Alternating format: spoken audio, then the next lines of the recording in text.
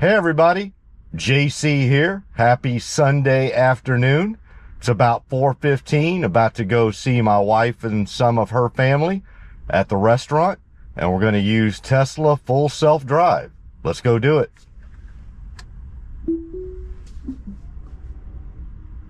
Push the little blue button. Back on out. Just trying to figure out which direction it wanted to go. Interesting. It's going to go a little bit different of a direction this go around. All right. Maybe because there's no other vehicles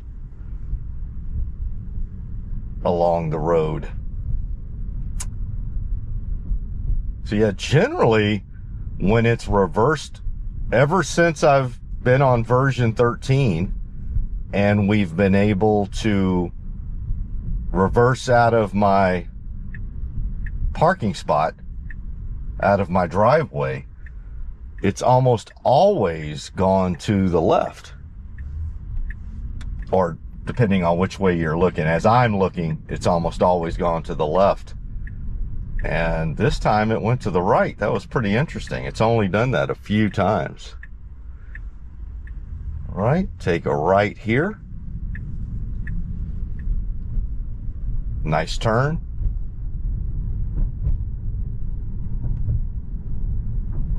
Beautiful Sunday here in Porter, Texas. A little bit chillier than we're used to, but it's going to get even chillier. We got a pedestrian walking out on the road instead of the sidewalk. I'm not exactly sure why. Older gentleman. Hope he's okay. We handled him well. But yeah, it's 49 degrees here in Porter, in the Houston area, Houston, Texas area. It's supposed to get a lot colder than that here over the next 2 to 3 days. In fact, by Tuesday, we're being told that we're going to have a low in the mid-teens, 15, 16, or 17, and that there's an 80% chance of precipitation. So whenever there's precipitation and it's below freezing, you know what that means. It's either going to be snow, ice, sleet, or all the above. So that'll be interesting. I can tell you, whenever we get any of those in Houston, Texas, or Southeast Texas, everything shuts down. Nobody knows what to do in that situation. So we're just going to play it by ear. We'll see what the roads look like later this week. All right, got the green light, got a protected left. We're going to turn on North Park Drive here. Nice tight turn. Awesome. Great job. All right, so on my last FSD drive, where we went to the Tesla delivery center in Cypress, which is on the northwest side of Houston. So we went clear across the north end of Houston. I live on the most outer stretch of the northeast side of the greater Houston area. Cypress is similarly on the furthest stretch of the northwest side of the greater Houston area. So went all the way across to the Tesla delivery center over there, the largest delivery center for Tesla in the state. Had a good time over there. But going there and coming back, handled some YouTube questions. And as I mentioned, I'm going to go ahead and start trying to focus on those a bit more now, especially since, you know, at this point in time, this is my second software release on version 13. So my very first, at least for me, my very first instance of Tesla FSD version 13 was 13.2.1. I had that for about a week, and then we got 13.2.2, and I have been on that now for nearly a month. And so I've pretty much driven to every location in the greater Houston area on 13.2, whether it be 13.2.1 or 13.2.2. I've pretty much been everywhere at this point, and in some cases multiple times.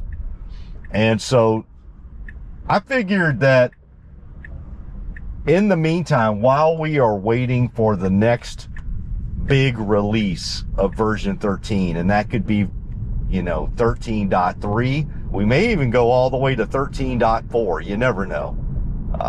We already know that Tesla themselves, their AI team, is at least a couple of instances ahead of us, getting it all tested out there on the roads before they release it to, first they'll release it to some employees, then to the OGs, the original small group of beta testers, and then finally to the rest of us. And for here in the greater Houston area, I'm usually on the front end of that. So when I get it, I always try to get out there as soon as possible and start driving to any and all locations, seeing that at least in the Houston area, it appears that I'm generally on the front wave of each of those. Not on the front wave nationally, obviously, like I said, that's the OGs. But all of the OGs seem to be on the coastal areas or somewhere up north, and there's not many that I've seen in Southeast Texas or Texas. I think there's definitely folks that get it on the same timeline as me, but basically in the exact same wave that I am. So as soon as I get it, I like to get out there and see how it's doing, see what improvements it's made specifically for Houston, Texas, Southeast Texas, and East Texas, to show how it works there. But like I said, I've basically got almost a month now under my belt with 13.2.2. So something tells me that they're probably not going to be doing any future point releases of 13.2. We're probably done with that. So I am on the last version, highly likely on the last version of 13.2. And so we're just waiting for Tesla to get ready to issue the next big release, which would be 13.3 or 13.4. So in the meantime, I just figured that while I'm doing these drives, a lot of these drives I've got to do anyway, right? So going to the restaurant, my wife's family restaurant, going to places around Kingwood and Porter and New Caney and Humble and Atascocita. Going to be doing that anyway. And further going into, further out in Houston, I'm going to be going to the Tesla delivery center every once in a while. I'm going to go downtown every once in a while, go out to Sugarland or Woodlands or Conroe, go to the museum district or the medical center, especially with my brother-in-law. I have to go out to the medical center every once in a while. So I'm still going to throw on the GoPro and do these videos and upload those all for you. But I figure I might as well take the opportunity while doing them to answer some YouTube comments, since, I don't have to be as laser focused on exactly what the Tesla FSD is doing at that point in time, because like I said, I've got nearly a month under my belt and I've got a lot of videos out there of things it's doing. So as I mentioned yesterday, one of the first things I want to really get back into tackling is EV batteries. The Tesla EV battery structure, the chemical nature, the mechanical nature, how it fits in with the mechanical nature of the car, the charging curve, how most Tesla owners actually charge their vehicles, both from a perspective of being at home as well as on road trips, and then just some of the really interesting factoids around costing of EV batteries, and specifically for Tesla. So yesterday we kind of started off with the chemical structure of Tesla EV batteries, and just EV batteries in general. And that, you know, we went through kind of the lithium ion chemical structure, all of the different substances and materials that go into lithium ion batteries. We talked about lithium itself, which is refined. It's a substance that's, you know, it's on the periodic table. Interestingly, Tesla recently broke, well, not recently broke, they broke ground a couple of years ago, but they're getting very close to having a lithium mining and refining structure down in South Texas around Corpus Christi area for lithium. So we're going to have a very steady source of lithium right here in the United States. I believe, I could be mistaken on this, but Australia is very, very big in lithium. I think China has a lot of lithium, but really good that the United States is a huge source of lithium. And so we talked about that, how lithium is far and away the number one material that goes into battery making. But, and that it's the primary component for all EV batteries. Basically, they're all lithium ion based. Just to be, you know, at the highest level, you can pretty much think of all EV batteries as being lithium ion based. But within that lithium ion universe, if you will, there's basically two groups. There's the lithium ion that is where the lithium is combined with cobalt and with nickel and with manganese and in some cases aluminum. And we talked about, you know, why that makes sense in certain cases. Very energy dense. And so when something's very energy dense, you can make it lighter. And when it's a lighter battery pack, you have a further range. So generally speaking, those type of batteries are the ones that have the longest range. So when you see people talking about, I need range, I want to have, you know, 370 miles of range or 400 miles of range or 450 miles of range, or heck, I want 500 miles of range. Well, generally speaking, you're going to have to be using materials like cobalt, manganese, nickel, and aluminum to do that. And again, like I said, it's because they are so energy dense. So that's the biggest pro to that. On the other side, you have LFP, lithium iron phosphate, and we talked about, you know, where the F and P come from. That, you know, Fe is the symbol for iron. So you got lithium iron phosphate. The pros for LFP are, let's start with the cons of that. So we talked about energy density of those other materials. Well, that's the con. The exact opposite for LFP is they're not as energy dense. So in order to try to get as much range as the batteries that are built with cobalt, manganese, aluminum, and nickel, you have to be heavier. You're just going to have a heavier battery. And in a lot of cases, you can't even get up to, you know, you don't want it to be that heavy. So generally speaking, you are going to have less range with an LFP battery than you do with one done with cobalt, nickel, manganese, and aluminum. So real world example, the Tesla Model S long range can get nearly 425 to 450 miles of range on that lithium ion battery made with cobalt, manganese, aluminum, and nickel. Conversely, the old Tesla Model 3 rear wheel drive that was made with an LFP battery, I want to say that its top range might be in the low 300s, maybe even the top 200s. So you didn't get, I mean, you got like significantly less range, probably about 30 to 35% less range between two Teslas.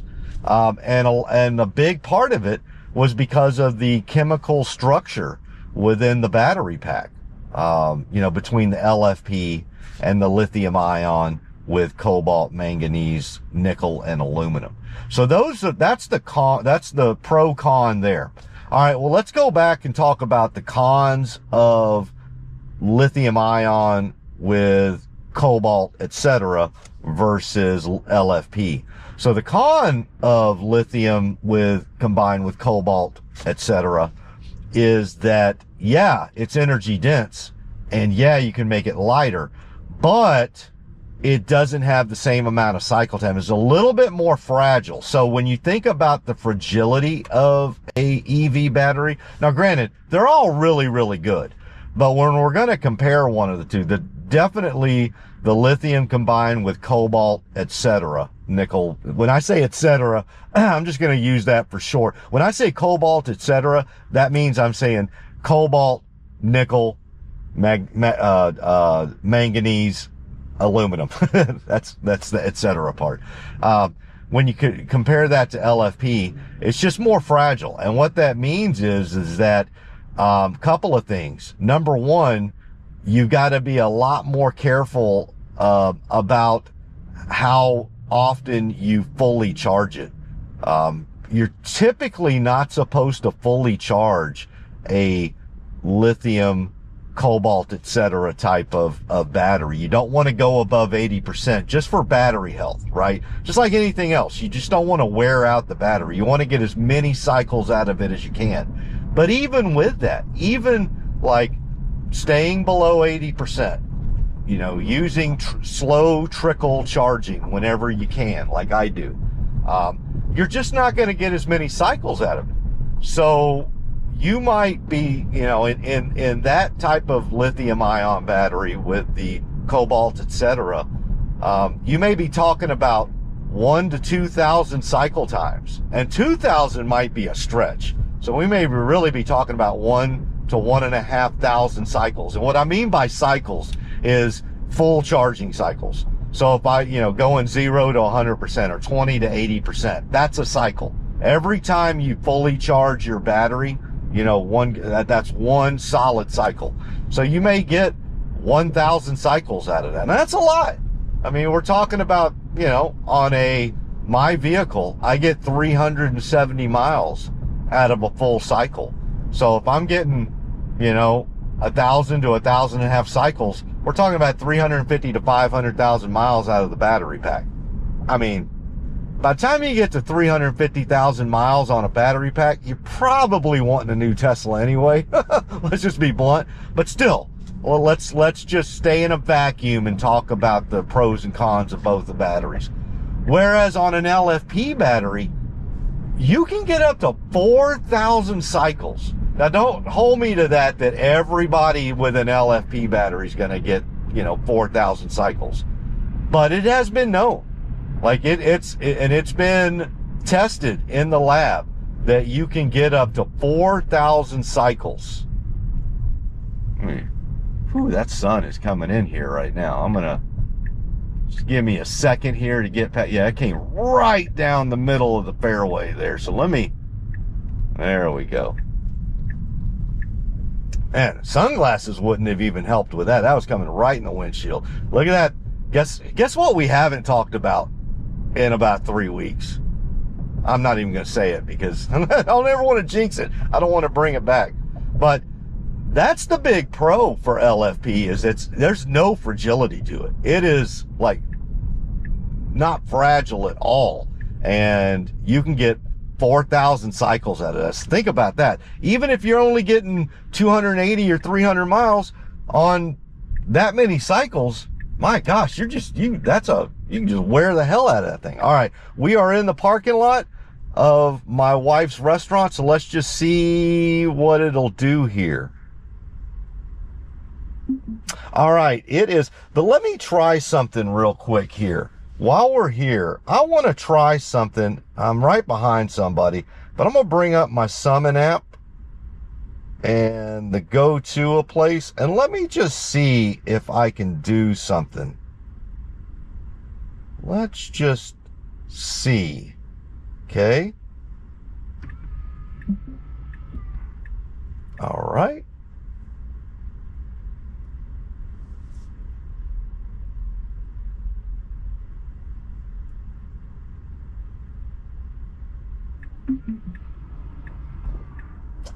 Oh, that took me right there. So let's go over here.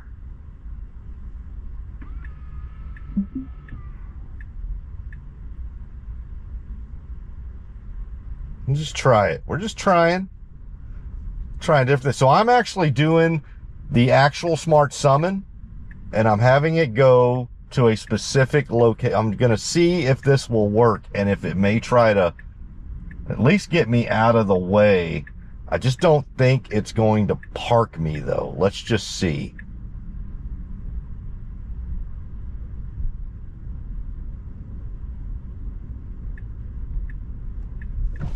Oh, my bad. I took my thumb off. Let's see. Hold on a second. Let me put my thumb back. No. All right. I think what I just showed you there is do not take your thumb off of your summon button too quickly. I was going to see if it might try to park us. Let's see here. Now, I'm probably right on the line, so let me do this. There we go. And then I'll do the auto park. So I was going to see if it was at all possible to not have to touch the brake pedal at all, like the steering wheel or the brake pedal of anything, parking spot to parking spot, using the Summon app. The problem is you can definitely summon it to a specific place, like go to a location, but it's just not going to automatically park. So at the end of the day, unless, for at least what I've seen, unless somebody can tell me otherwise, it will not just try to, like, it's up to the FSD software. It'll be hit or miss whether it tries to park. So what happened there, let me just, before I go see my wife, let me tell you what I was doing there. So I had it navigate to the restaurant. On Google Maps, when you look on the or on Tesla Nav, this parking lot doesn't show up as a parking lot. So it's just a big block. So there's no way for me to like set a pin in a specific parking spot. So I just had it navigate to the restaurant like I normally do. 50%, it's 50-50. Sometimes I'll come in here and it'll try to park. And other days it'll do just like what it did there, drop me off like an Uber in front of the restaurant. So what I was going to try to do there, just to see if, who knows, is with actual Smart Summon, not only can you summon the car to you when you're away from the car, you can actually have the car go to a specific spot while you're, so like as you saw, I was over there. And so on the summon map, I put a dot. I basically put a pin right over here, this area, and just had it come over here instead. And I was just going to see if, well, maybe if it goes by parking spots, it'll just automatically try to park. Well, it does not try to park in actual Smart Summon, as you can see. So we're just trying different things until we get the parking functionality in the next release. I'm just trying out different things. When we leave here and go home, I may try to do that at my house and see if there's a way for me to drop a pin like in my garage or by my garage, and see if it might try to pull into my driveway to get up there. We'll just see. And the only reason I'm doing it is just for S and giggles. You know, at the end of the day, does it really matter that once I get in the parking lot that all I had to do was touch the brake one time and then do the auto park? Obviously not. But, you know, that's the world we're trying to go to, is where you as a passenger don't have to do anything other than to tell the autonomous vehicle where you want to go. And that's it. And it just gets there and takes care of everything else. So I was just trying to see if, you know, before we get to the next release, is there any kind of bundling I can do to get it there? As we just saw with actual Smart Summon, it will not try to park for you. It'll come to you very well, and it'll go to a spot with you in the car very well, but it's just not going to try to park on its own. Also, what we learned, don't take your thumb off of the app while you're driving, because it will stop immediately. Once you take, so for all of you out there are worried about how do I get it to stop if I'm doing, just take your thumb off the app. I think we all saw it stops on a dime. All right. So we also started talking, got battery day going again. So once I get back in the car after seeing my wife, we'll get back on. I think we were just finishing up the pros and cons between lithium ion with, cobalt, etc., and LFPs. I think we finished that up. We talked about what the pros and cons were between those. The only one I would also say is, generally speaking, the pricing on LFP is a bit cheaper than with cobalt, etc. But you just get more range. People right now, the psychology of most Americans is, I need 15,000 miles of range. Like, I need to be able to be in my car for 15,000 miles and never stop, because I don't have to. I'm one of those special people that I don't need to pee for 4 days. I'm being tongue in cheek, obviously. I'm being tongue in cheek and making a joke that people still have so much range anxiety with EVs because there's not as many chargers out there, public chargers on the road, as there are gas stations, that they just want as much range as they, and we're going to go into that too, so I don't want to steal thunder. But if anybody's sitting there going like, well, JC, if LFPs cost less and they've got way more cycles and they'll last, it seems like you're telling me they'll last a lot longer than those others. And oh, by the way, isn't cobalt and manganese and all that stuff, isn't that the stuff I keep hearing everybody bemoaning about from an ethics standpoint? And my answer would be to you, yes. Yeah. I mean, LFP would knock a lot of those issues that everybody brings up, LFP would get rid of them. The only one that LFP would continue to keep in the conversation is range, because you're just not going to have as much with it, right? If I were to take this, my battery pack in this Model 3 long range will get me 370 to 380 miles, 0 to 100% charge, if I absolutely wanted it and was going like 70 miles an hour, right? Not speed racer, but if I'm going 65, 70 miles an hour, I'm going to get about 370 miles out of it. If I were to swap the similar size battery pack I have now with something with LFP, quite frankly, that's probably going to go down into the high 200s. So I'm going to lose about 100 miles of range with LFP. And for a lot of folks, that's just that psychologically, that might be a non-starter for them. So that's why, as a country, not just Tesla, but basically all the EV manufacturers, they're trying to make it work with lithium ion, where we're using cobalt, manganese, nickel, and aluminum. They're trying to make us, you just get more range. But if we can get people over that psychological hump, man, LFP would just be so much simpler. It would just take, but it's a range thing. And we're going to go into all that as well, believe me. So let me wrap it up for right now, go in and see my wife and some of my family, and I'll be back in the Tesla soon, and we will begin battery days again. All right, everybody. Talk to y'all soon. Bye. All right, everybody. Back in the Tesla after visiting with my wife and some family at the restaurant. And now we're about to head on back home. I've got it already set in the navigation. So let's head on back to the house. Right. Pull out of our parking spot. We're going to take a left out of the parking lot here. There we go. Going to take a right. No oncoming vehicles that I can see.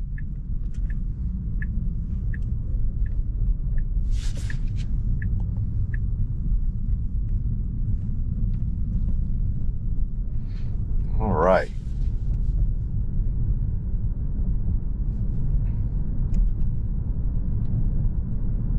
Be on here for about a half mile, then we'll get on Westlake Houston Parkway and head on back to the Casa.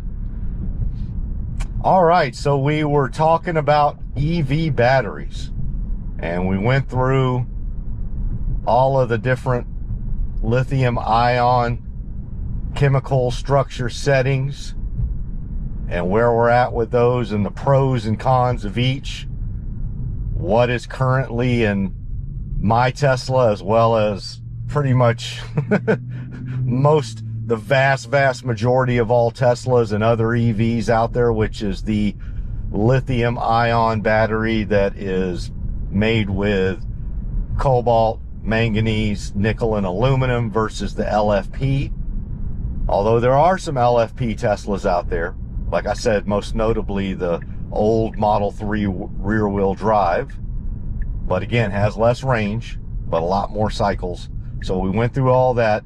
And I'll just, before we get off that, I'll say that that is something that has come up here very recently, especially as we start talking about doing more manufacturing in the United States, and kind of trying to onshore our supply chain as much as possible. Well, LFP would be right down the middle of the fairway on that. Because pretty much when it comes to LFP, there is a lot of things we can do with that that's right here in the United States of America. So be on the lookout for that. We may revisit doing more with LFP. So with that, now that we've kind of talked about what's in an EV, an electric vehicle, Tesla EV, why don't we talk about what makes up a lithium ion battery? And quite frankly, when you think about what makes up a lithium ion battery, it's basically similar to what makes up almost all batteries, right? So there's some structures around EV batteries that are pretty universal, right? So there's basically 5 primary components to a EV battery. You've got your anode, which is the negative term. So you got 2 terminals in a battery. We all know this, right? There's a positive and a negative. You got to have a positive and a negative.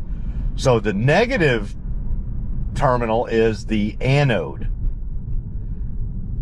The positive terminal is the cathode. Then you have to have a separator, right? So the anode and the cathode cannot come into be in touch with each other. So you have to separate the anode from the cathode. So there is a separator. Likewise, amongst the anode, cathode, and separator, there has to be some sort of liquid or gel or some substance that allows electrons and lithium ions to pass back and forth.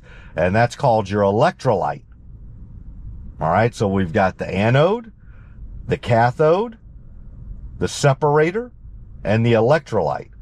But then you also got to have something to keep it all together, right? You can't just have all that stuff flowing around willy-nilly. So there is in our case, a cylindrical container that encapsulates all of it, right? So those are your 5 primary components. Now, like I said, I am not a chemical engineer. I'm not a chemist. I'm not an electrician. I don't make batteries. I'm not a battery aficionado. I am a dude that owns an electric vehicle and has owned one for nearly a couple of years now. I'm very interested in EVs, autonomy, robotics, all of that. And so I know enough just to be dangerous. But I do know enough to, discuss it with folks that are thinking of dipping their toes in the EV world, have never owned an EV before, and are just interested. They're intrigued by it. So for my crowd, I know enough. So yeah, if you think about an EV battery, those are the 5 main components. Now, if you think about that, just about any battery is going to have to have that. You're going to have a negative terminal. You're going to have a positive terminal. You're going to have to separate both of those terminals. You're going to have a way for electrons and ions, because Doesn't matter whether it's an electric vehicle or a phone or any other appliance in your house. You got to have electrons and ions flowing around from a negative point to a positive point, and then you got to have something around all of it, right? You can't just have it laying on your desk. So yeah, you got your anode, cathode, separator, electrolyte, and then the container itself. So, gentleman, it's kind of interesting. It is 44 degrees outside and very windy, and he's outside in a wife beater. That's a brave soul, very brave soul. So those are your 5 components. What are they all made out of? So that's the thing we hear about, like what these EV batteries are made out of. And generally speaking, the supply chain that everybody talks about when it comes to EV batteries and the difficulty in setting up that supply chain, and where are you sourcing those materials from, and the ethics around that, blah, all that sort of stuff. So let's talk about what are the primary materials that make up each of those. So your anode, your negative terminal, that is generally going to be graphite. So nothing real sexy about graphite. It's pretty plentiful. It's in, quite a few locations. I believe we've got a pretty good supply of graphite here in the United States as well, but it's, a lot of places have it. No big run on graphite. It's used in a lot of other different type of products and objects. But that's, generally speaking, that's what your anode is made out of, is graphite. And it's, again, a very good conductive material. Obviously, it's got to be conductive in order to be used in a battery. It's plentiful. It's pretty lightweight. So it makes for a very, very good anode in an EV battery. Then the one that gets a little sexier is the cathode, the negative terminal. And so when you think about it, when you're operating an EV, you're going to have all of the electrons and the ions in the anode first. That's where it's stored, right? And so they're going to flow from the anode. The electrons are going to flow to the electric motor, and then the ions are going to, become positively charged. And we'll go into that, but they'll become positively charged, go over to the anode, or to the cathode, if you will. And that cathode is the one that's a bit sexier.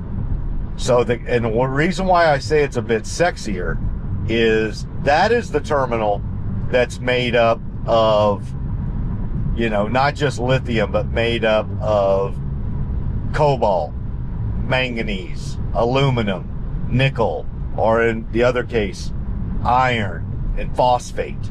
So that is the one where, not that you obviously got to have a supply chain for graphite, your graphite anode as well.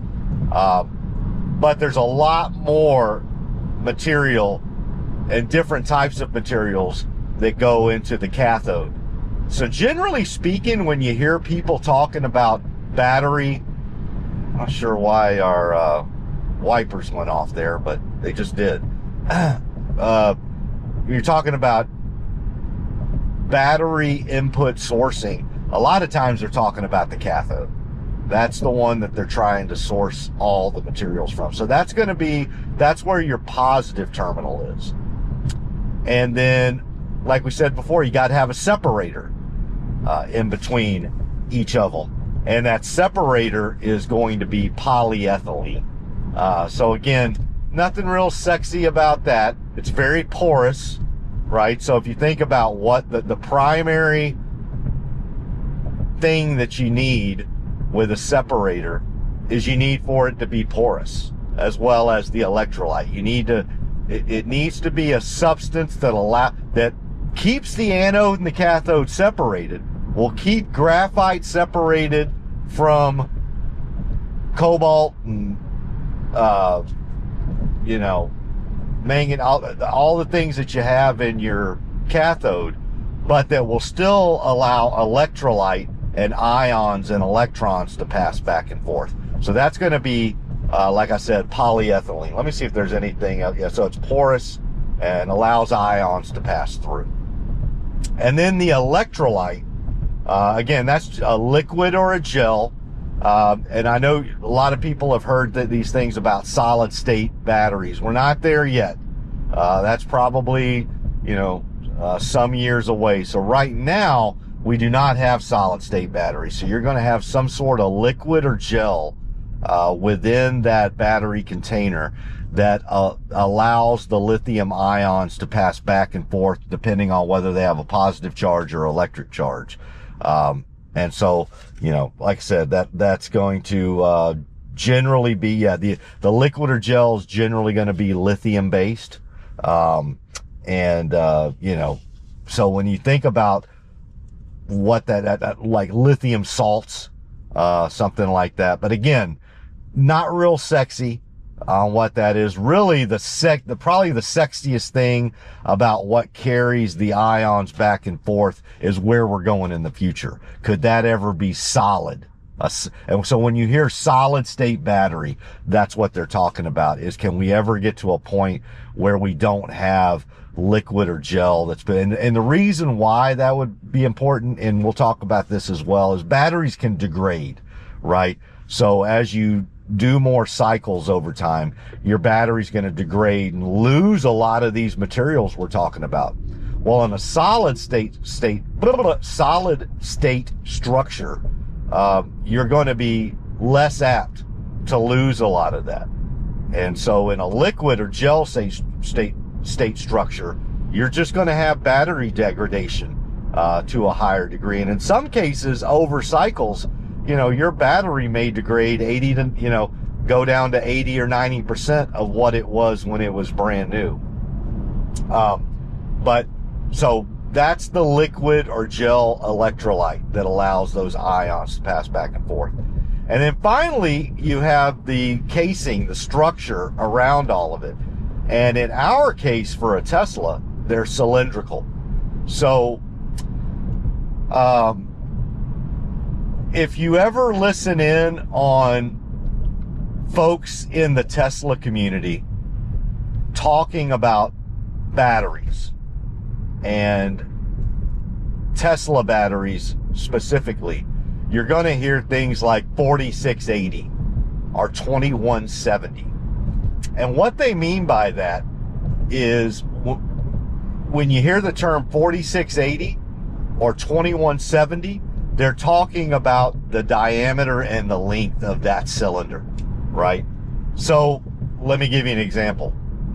In my refresh 2024 Model 3, I have 2170 batteries in mine. So the cylindrical structure of each of the individual batteries that go into the battery pack for my EV, they are 2170s. That means that they are 21 millimeters in diameter and 70 millimeters in length.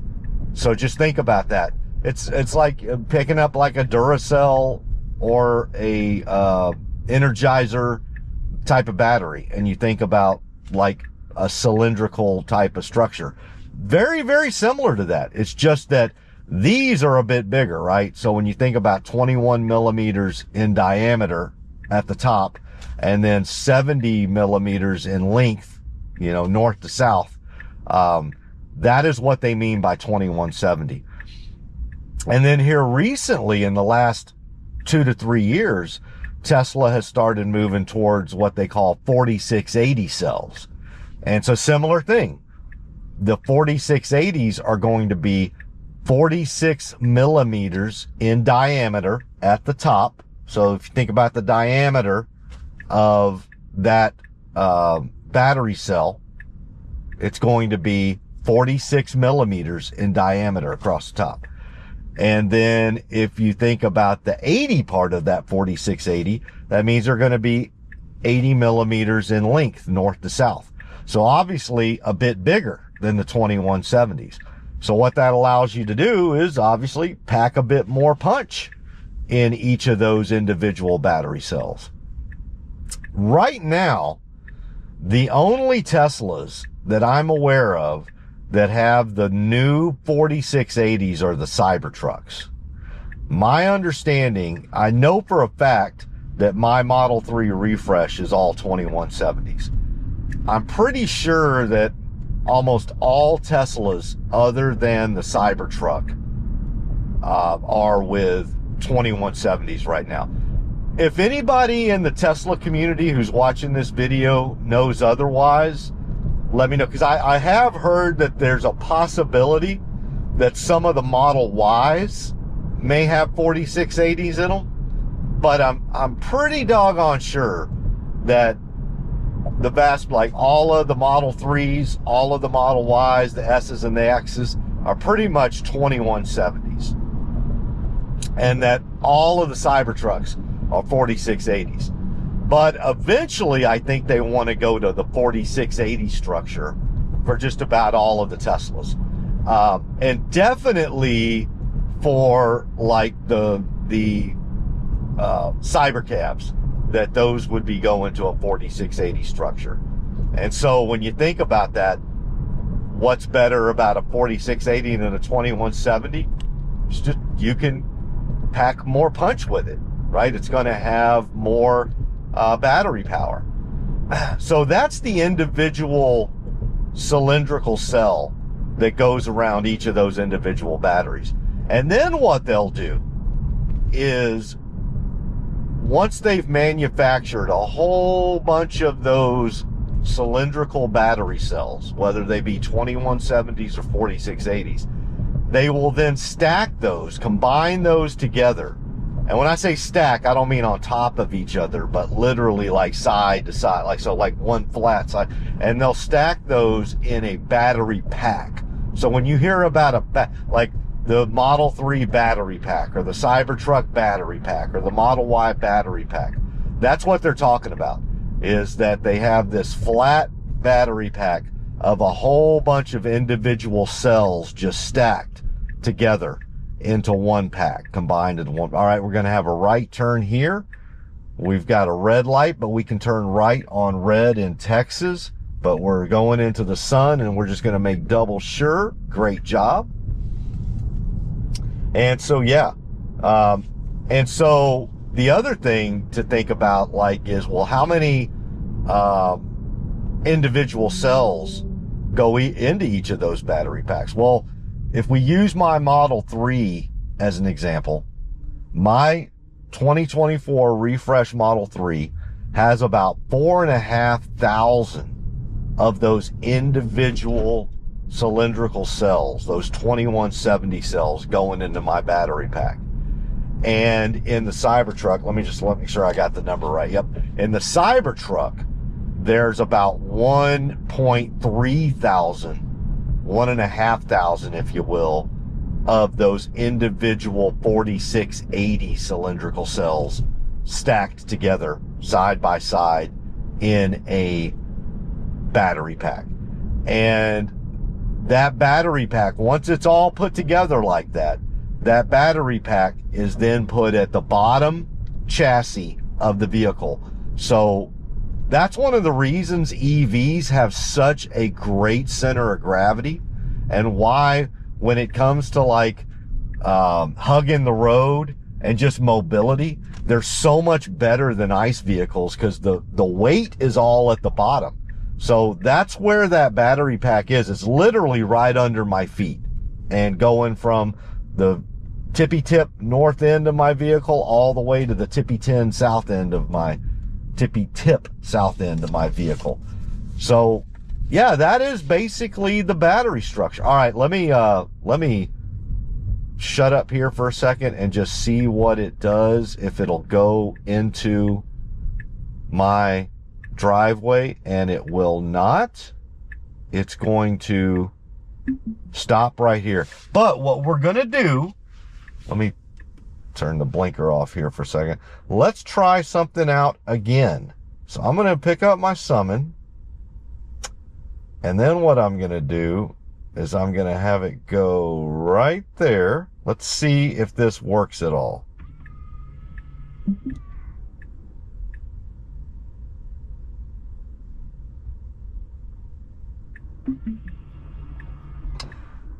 That does not, I'm going to try one more time. Just give me one more time.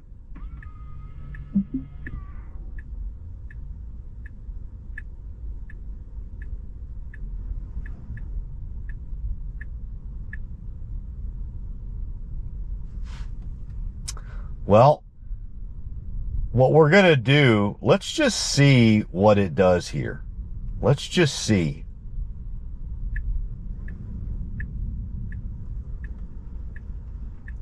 All right, we're going to do a 3-point turn. Keeping my thumb on the summon button. All right. Actually did a 5-point turn there. All right, now let's see if it will try to park.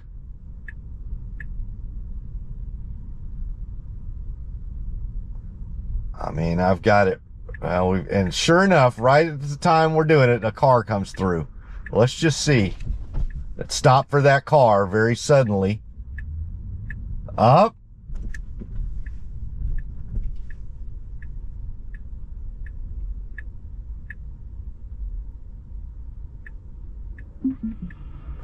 It did it. It parked. Now, let me be transparent. This is not the greatest parking job in the world, but it did it. It went into my driveway with this summon button. So that's interesting. But what I had to do was I literally had to put the icon on my, I don't know if I had to put the icon on the summon literally at the back of my house. So I had it like on the driveway, and that just wasn't enough. But once I put it like towards the back end of my house, obviously it's not going to go through my, so that's good to know too. It stopped for my garage door, but it did get up here in the driveway. So that's pretty good. Now that being said, I'm still going to have to repark because I got to back in for my, you can see my, my trickle charger over there, but that's pretty cool. I got it to park in my driveway with the Summon app. So technically, I was able to leave the parking lot of my wife's family restaurant and pull into the parking lot of my home, parked. And it is my driveway, so I can park any damn well. Granted, I am going to repark because I am on the line, and I don't want my wife yelling at me when she gets home. But it is my house. I pay the damn mortgage here, so I can park any way I want to. So in my mind, I'm parked. So I say that to say that we went from my wife's family restaurant parked in the parking lot, left there, and we were able to pull into my parking lot without me ever touching either of the two pedals or having to take over the steering wheel. We did it. We did it. Now, is that the way that you wanted this to have? No, we obviously don't want to have to use some sort of summon button on the iPhone to do that. But that is pretty cool. I mean, technically speaking, that is soup to nuts. Hands-free, if you will. Hands-free from the vehicle. So that's pretty cool. We tried it out. All right. So I'm going to put that back down. Let me go back to that. And so we'll just close out. So again, we were also able to tackle battery days again, because this was day 2. And I'm only a couple of cue cards in. We got a few more to go. But today we talked about the actual physical structure of the lithium-ion battery. So we've talked about lithium-ion batteries themselves and the chemical structure of them. Then we talked about the physical structure of the battery. So we've got the lithium-ion batteries, and then we've got all of the chemicals that actually go into that lithium-ion battery. So every time you see one of those EV battery cylinders, one of those 2170s or 4680s, now you know everything that's inside it, why they're called 2170s or 4680s, and all that, and how they're put together, where they are on the car, all of that. But now we also got to talk about, well, that's great, JC. I've got this big old battery pack of 2170 battery cells underneath my Tesla Model 3. Well, okay, but how the hell do you go forward? How the hell do you go 85 miles an hour in the thing? And we'll talk about that as well next time. So tune in next time if you want to be even more bored out of your mind about EV batteries. All right, everybody. It's been great. You know I love all of you, and I'll talk to you again very soon. Like I always say, maybe even tomorrow. But even if I don't, just want you to know I love all of you. I hope you have a great rest of your Sunday evening. I hope you have a great start to your week tomorrow. All right, everybody. Bye.